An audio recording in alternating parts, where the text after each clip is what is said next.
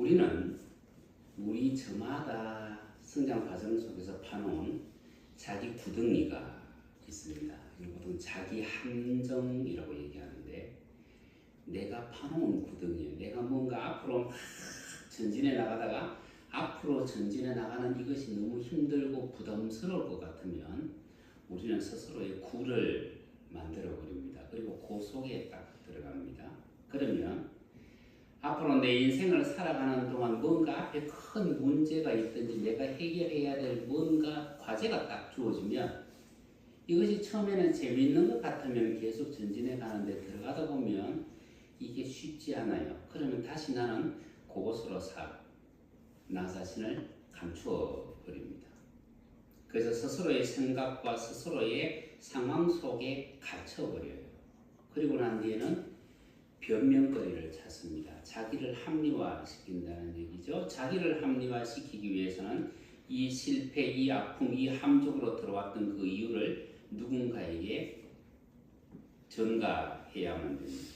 그런데 이 자기 함정이라고 하는 이것은 자기 연민과 연결됩니다. 자기 연민과 연결되어지면 누군가에게 동정심을 유발해야 되고, 동시에 책임을 회피하고, 동시에 현실을 회피합니다. 그러면서 끊임없이 도망갈 길을 찾습니다. 내가 실패한 그 원인을 찾는 것이 아니라 내가 누군가를 박살내야 되겠다는 그 관역을 찾습니다. 그래서 어제 아침에 제가 운전을 하면서 제가 가만히 생각해 보니까 제 안에도 이 방아쇠가 있더라고요. 트리거가 있더라고요. 누군가가 나를 온갖 얘기가 다 들려와도 나는 다 참아내는데, 한 가지를 탁 건드리게 되어지면 내가 방아쇠를 당겨버리는구나.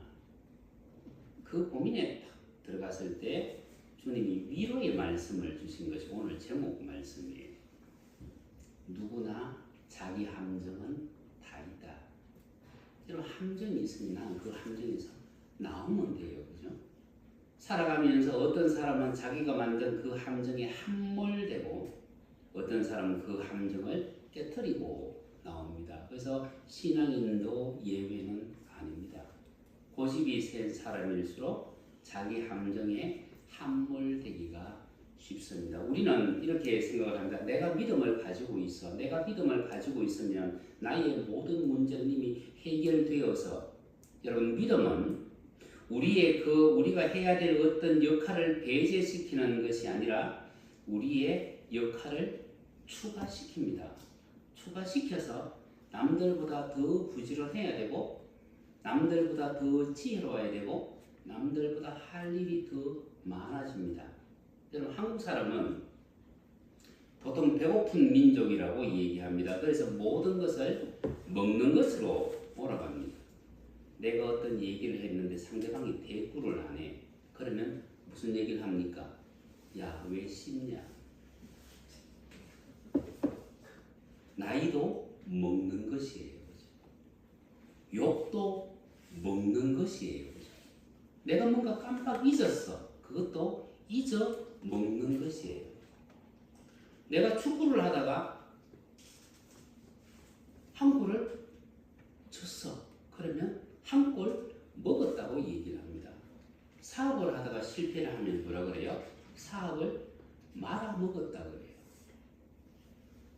오늘처럼 누군가가 대학을 입학을 하고, 누군가가 법학 석사 학위를 받고, 누군가가 취직을 해서 이전을 해. 그러면 뭐예요? 좋은 일이에요. 그러면 감동도 먹는 거예요. 감동 먹었다 그래요. 이것은 여러분, 보통 배고픈 민족이어서 그렇다고 얘기하는데, 배고픈 민족이어서 그런 것이 아니고요. 먹는 것을 통해서 한국 사람은 동질성을 확인합니다. 동질성을 확인하기 때문에 우리 집에 옆집에 사는 아이가 놀러를 왔습니다. 근데 그 아이가 지금 배가 불러요. 근데 하는 얘기가 뭐예요? 야, 밥 먹고 가.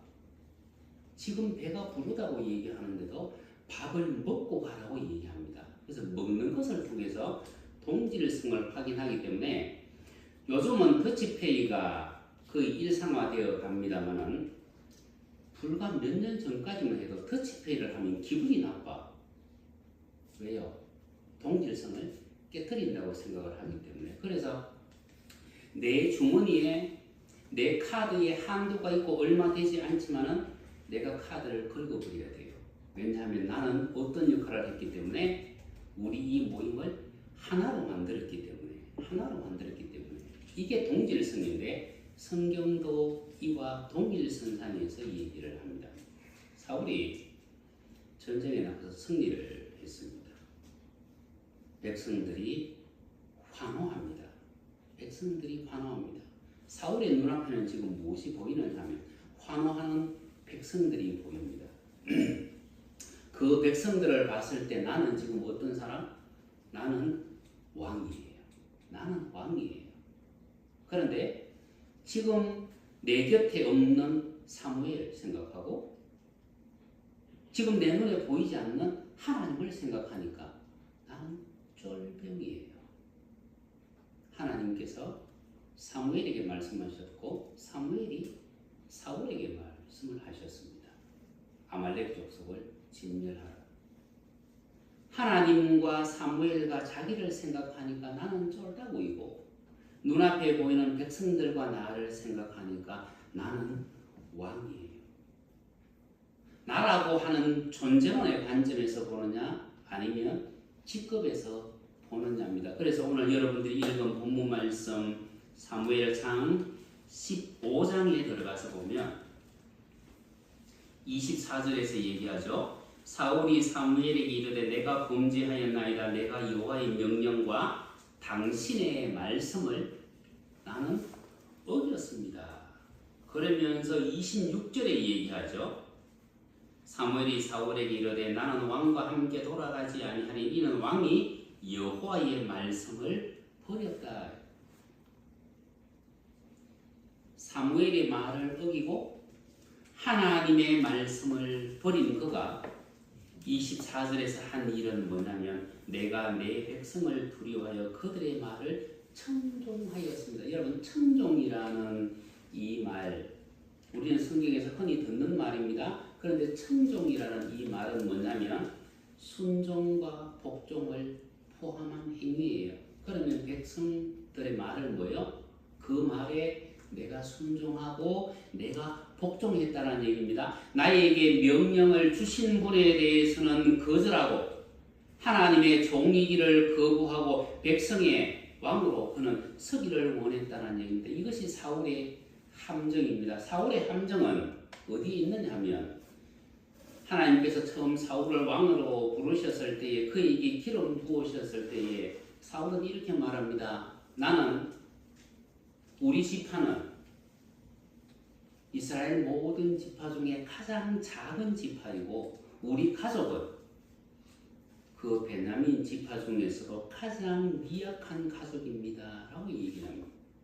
여러분 저 사사기에 보면 이스라엘의 내분이 일어났습니다. 그 내분이 일어났을 때에 베냐민 지파 때문에 내분이 일어났습니다.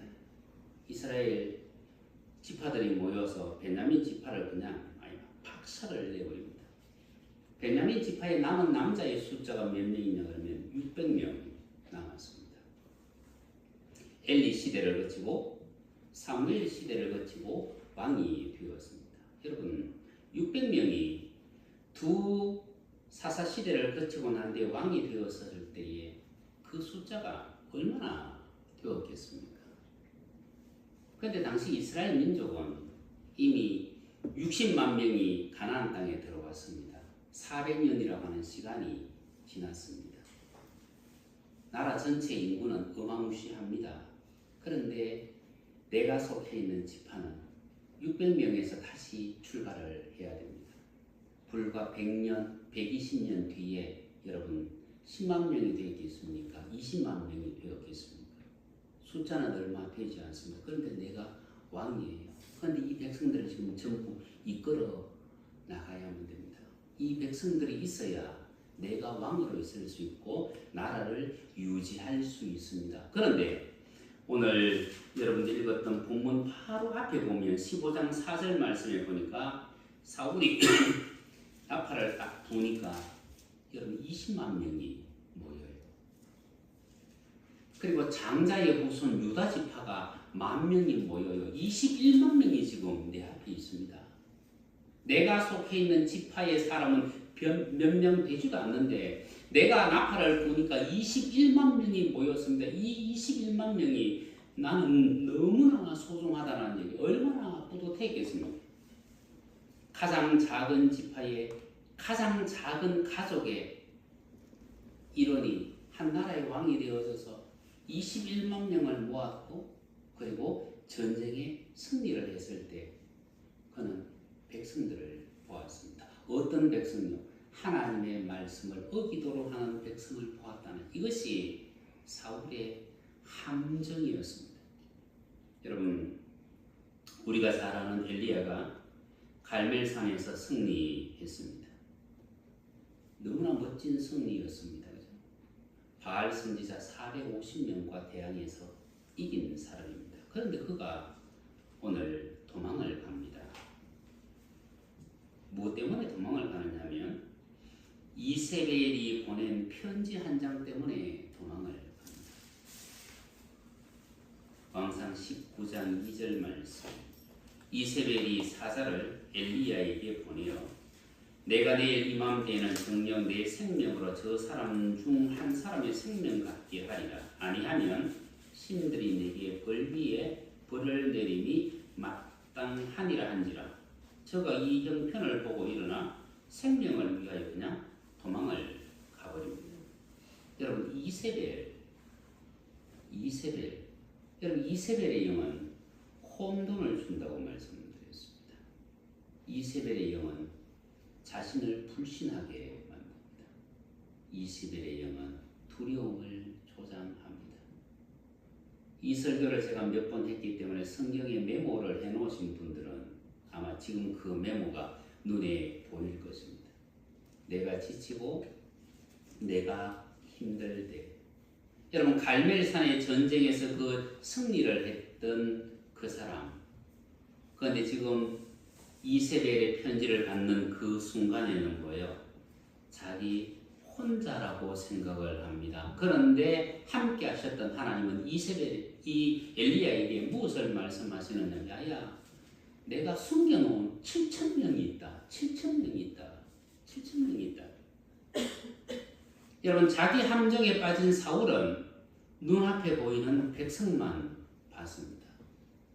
자기 함정에 빠진 엘리야는 무엇을 보고 있느냐 하면 열왕기상 19장 10절 오직 나만 남아 있습니다. 오직 나만 남아 있습니다. 그런데 하나님은 야야 아니다. 7,000명이 남아 있다라고 말씀을 합니다. 여러분 내가 판 구덩이에 내가 빠져 있으면 나는 내 눈앞에 있는 것밖에 보이지 않습니다. 그리고 그 속에 함몰됩니다. 자기 연민에 빠진 사람은 눈앞의 것만 보이기 때문에 사울은 하나님도 보이지 아니했습니다. 엘리야도 사무엘도 보이지 아니했습니다. 엘리야는요 굴 속에서 자기만 보였습니다. 여러분 사람으로 오신 우리 주 예수 그리스도께서는 이렇게 기도했습니다. 아버지 너무 힘듭니다. 이 잔을 내게서 옮겨주십시오. 사람이었기 때문에 우리가 똑같이 자기 함정, 자기 연민에 빠질 수 있습니다. 그러나 주님 말씀하십니다. 내 원대로 마옵시고 아버지 원대로 되기를 원합니다. 여러분 하나님은 우리의 장래를 아십니다. 우리의 미래도 아십니다. 그런데 우리는 우리 눈앞에 일어나는 그 어떤 현실 때문에 이것을 하나님의 뜻으로 자꾸 포장을 합니다. 내 눈앞에 일어나는 일을 하나님의 뜻으로 포장해버리면 나는 그 함정 속에 계속 머물러야 됩니다. 운전을 하다가 왜 내가 여러분 평소에는 제가 성품이 괜찮잖아요. 그래도 근데 이만한 목사 여러분 찾기 힘듭니다. 괜찮은데 운전을 하다가 생각하니까 내가 만나는 사람들과의 그 관계 속에서 다 웃고 즐겁고 찾고 기쁜데 왜 하나가 나를 불편하게 할까? 왜 그들의 말 가운데 하나가 나를 불편하게 할까? 그때 주신 말씀이 이 말씀이에요. 자기 함정이 다 있다는 얘기는 주님이 그 말씀을 하셨다는 얘기는 뭐예요? 첫째는 내가 원인을 찾았다는 얘기고 그 원인에서 그 함정에서 나오라는 말씀이에요. 우리는 누군가가 우리의 심령을 건드리면 그것이 하나님의 뜻이라고 포장을 합니다. 내가 실패하고 좌절하면 그것을 하나님의 뜻이라고 포장을 합니다. 그래서 우리가 흔히 가지고 나오는 성경 구절이 오늘 로마서에 나오는 이 말씀이에요. 누가 우리를 그리스도의 사랑에서 끊으리요 환난이나 공고나 핍박이나 기근이나 적신 벌거벗음이나 위험이나 칼이랴. 그러면서 이 일들이 일어나는 이것을 그냥 일상생활 속에서 일어나는 이것을 하나님의 뜻으로 포장을 해버립니다. 그런데 여러분 로마서 8장 35절에서 말하는 이 일들이 일어나는 것은 내게 어려움이 있는 것은 나에게 수치가 오는 것은 내가 위험해지는 것은 무엇 때문에요? 36절에서 얘기합니다. 기록된 바 우리가 종일 주를 위하여 죽음을 당하게 됩니다. 내가 말씀대로 살아갔을 때 오는 그 어려움이 바로 35절에 있는 말씀이에요. 그런데 내가 일상생활 속에서는 누군가를 만나고 내가 어떤 일을 추지하는 과정 속에서 오는 그 어려움은요, 하나님께서 나에게 준 어려움이 아니라 내가 일을 지혜롭게 처리하지 못해서 오는 어려움이에요. 그러면 하나님, 내가 일을 정말 열심히 한다고 했는데, 정말 지혜롭게 한다고 했는데 내가 이런 문제에 봉착했네요. 아버지, 나에게 이것을 해결할 수 있는 지혜를 주시고 돌파할 수 있는 힘을 주십시오. 우리는 그 기도를 할 수 있어야 하나님의 사람으로 이 땅을 살아갈 수 있습니다. 하나님께서 장래에 우리에게 넉넉한 이김을 주시는 하나님은 오늘 우리에게 무엇을 말씀하시느냐 하면 자기 함정과 자기 연민에서 나오라고 말씀합니다. 그럼 제가 어제 이제 한 가지를 깨닫고 제가 또 고민을 했고, 나도 이것이 내 안에 있는 트리거구나. 그러면 내가 이것을 제거해야지.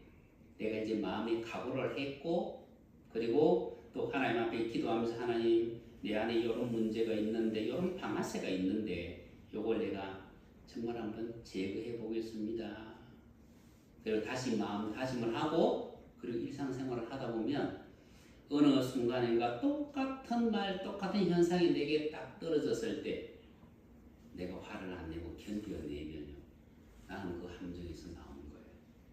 그렇게 해서 나를 바꾸어 가는 겁니다. 그래서 하나님 나를 변화시켜 주옵소서. 하나님이 일방적으로 우리를 변화시키시지는 않습니다. 하나님의 뜻이 이거구나. 하나님이 정말 이것을 원하시는구나. 그래서 나를 서서히 바꾸어 나가는 것. 우리는 그것을 통해서 하나님 앞에 성숙한 모습으로 바뀌어져 갑니다. 여러분, 내가 나를 바꾸지 아니하면 우리는 사울의 전철을 밟을 수 있습니다. 왜냐하면 하나님이 날마다 우리 눈앞에 보이는 것이 아니기 때문에. 내가 하나님으로부터 서임을 받았지만 나도 어느 순간 엘리야처럼 넘어질 수 있습니다. 왜냐하면 그 굴 속에 나 혼자 있는 것 같으니까. 사울이 실패했을 때 하나님은 사무엘을 통해서 말씀합니다. 더 나은 왕을 하나님이 세우신다고. 엘리야가 자기만 보인다고 얘기했을 때 하나님 말씀합니다. 야야, 엘리사를 너의 후계자라고 세워라. 여러분, 이것이 우리가 무엇을 보느냐에 따라서 결정됩니다. 우리는 눈앞에 있는 그것을 보는 것이 아니라 하나님께서 이루실 그 무엇을 볼 수 있어야만 됩니다. 그래야 우리는 우리 생각의 함정 속에서 빠져나올 수 있습니다. 그리고 우리에게 넉넉한 이김을 주시는 하나님의 존전 앞에 설 수 믿습니다. 금주 한 주간도 여러분들의 삶 속에 이러한 승리가 있기를 주님의 이름으로